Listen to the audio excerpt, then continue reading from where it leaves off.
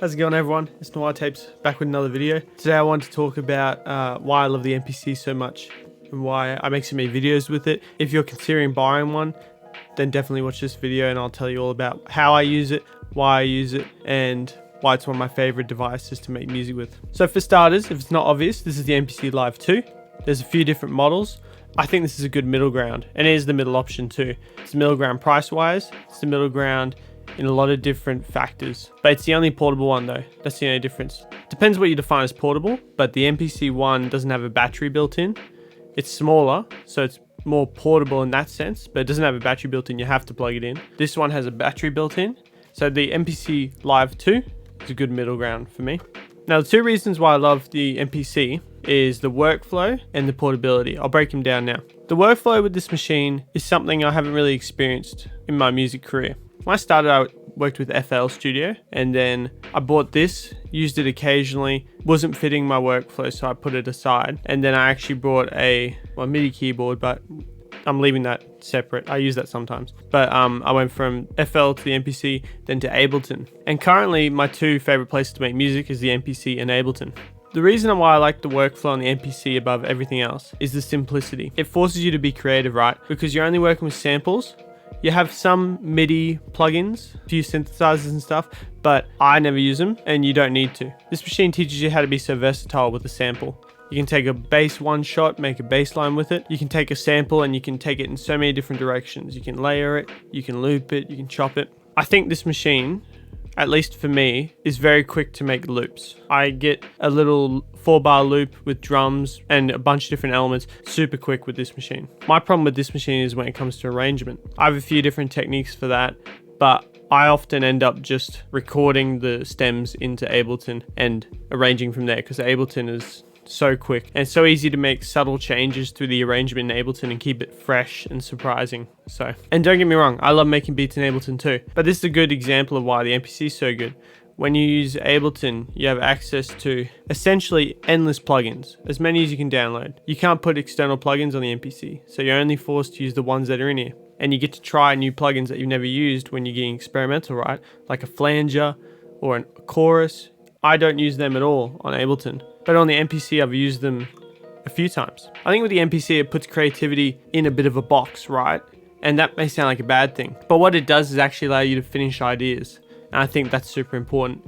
As creatives, it's easy to get stuck on the same idea and spend endless time trying to make it perfect. The reality is, at some point you just need to finish it, put it out. Otherwise it's never going to be anything. It's just going to sit in a session and not do anything for you. So I think that's about covered it. The workflow on the MPC. It's simple, forces you to be creative. If you love working with samples, this is definitely a step up. That's why I bought it. When I was really getting into sampling in FL, I bought the MPC based on the sample workflow. At the time I was making like trap beats and funk stuff. The workflow didn't really work for me with the MPC, so it sort of just ended up sitting collecting dust for a few months. But when I got into Ableton and really started sampling, the Ableton sampling is next level. But again, it can be too complicated. It's so easy to make micro chops and get fancy with the warping because the warping sounds good. It just becomes unnatural at some point. You just have to work within the limitations of the sample to create a good sounding beat. And that's what this teaches you, right? Because the warping in this sucks. The MPC's warping does not sound good. I think it uses the same formula though, it's elaster pitch. So I don't know what's going on there, but the warping in here is garbage. I only use it to make very subtle changes if maybe two chops don't meet. And even then, I would do that as a last resort. And if I do, I'll be looking to filter out artifacts and get rid of that sound of the warping because it does not sound good. But in Ableton, your world's endless. You can warp to your heart's content and it usually sounds pretty good. You have a bunch of different warping functions. You have a bunch of plugins that can do that for you. All these third-party plugins you can put on everything. At some point, you just need to keep it simple, you know? There's like the new wave of producing where you can get crazy with the plugins, but you got to keep it simple.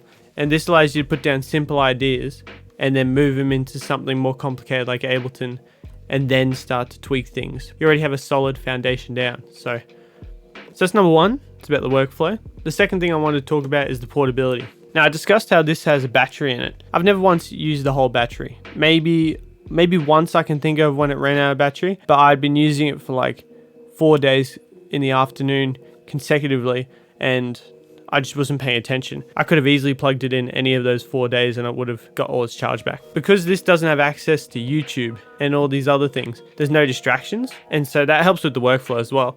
But it allows you to just tune in and make beats. It allows you to focus. It's so easy when you're using a DAW on a laptop to get sidetracked. You might have YouTube open to get samples and stuff, but it's so easy to get sidetracked and watch a video, or if you're looking up a tutorial for something to learn it and you want to do it side by side, that's all well and good. But what's going to happen? You're going to see a suggested video on the side that looks interesting because it's got a nice, interesting thumbnail that has a question, a rhetorical question, and then you have to watch it. And all of a sudden, an hour passes, maybe an hour and a half, and you're still sitting there with the beat open and you're watching YouTube and you realize what's happened. You can't do that here. You can get sidetracked in the process. You might have a lot of sample chops and start playing around with different ideas, laying them down, and then all of a sudden you're just getting sidetracked, playing things but not actually plugging in ideas. But that's actually a better way to procrastinate in a sense, because you're playing and getting more creative. And even though you're losing time, if you just start recording when you're playing around with these different things, you can end up with heaps of sequences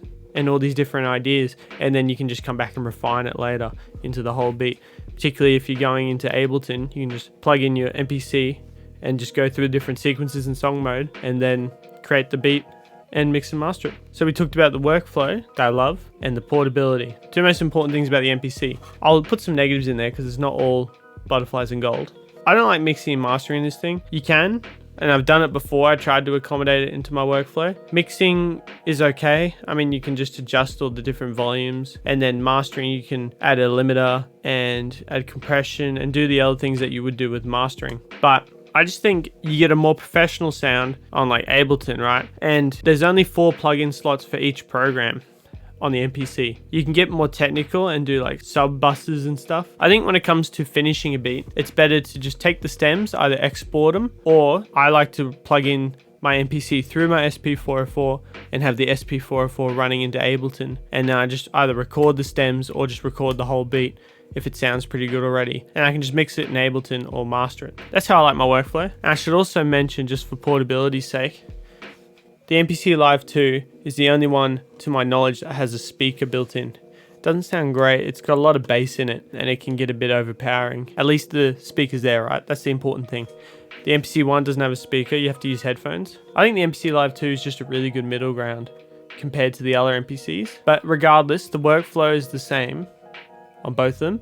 The portability stands out with the MPC Live 2 in particular, but my mate over in New York, Mercy, he has the MPC 1, and I'll be using that a lot while I'm over there because I'm not taking this over with me. And I see him going to sets all the time. You know, he's got all these beats on there. At these events, you can just plug in the power and you're good. You know, it's the same thing. And you won't have the chance of running out of battery, I guess. But I'm telling you, this battery in this thing's huge. Or it feels huge because all you're doing is making beats in it. You're not doing extra stuff. So it lasts so long. Anyways, thank you for watching, guys. This wasn't really necessarily a review. This was just me talking about why I like the MPC and what I use it for. If you want me to do a review, let me know and I'll do a full in-depth breakdown. But yeah, if you're interested in buying an MPC, it depends on your circumstance. Make sure you think, will this work with my workflow firstly? And secondly, if it's not going to, are you going to change your workflow to accommodate it? When I bought this thing, I bought it based on the premise that it looked cool and that the other producers were using it and they were making it look really cool, and I liked the idea because I was sampling, but at the time it didn't fit into my workflow at all. I could have used this as a MIDI controller for FL, and I think I did a few times. This thing's built to be used standalone or using the software on the computer, so you have a few options. Anyways, thanks for watching, guys. Let me know if you want that review. I'll see you next time.